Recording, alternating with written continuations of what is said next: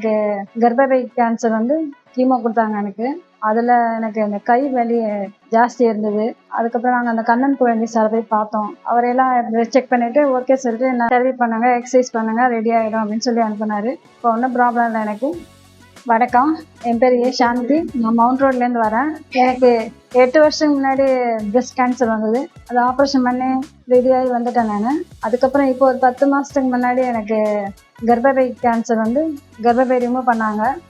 அதில் ஏதோ கேன்சர் கட்டிக்கிட்டு கீமோ கொடுத்தாங்க எனக்கு, ஒரு 6 கீமோ. அதில் எனக்கு அந்த கை வலி ஜாஸ்தி இருந்தது. கீமோலாம் முடிஞ்ச பிறகு கை மூமெண்ட்டே இல்லாமல் இருந்தது.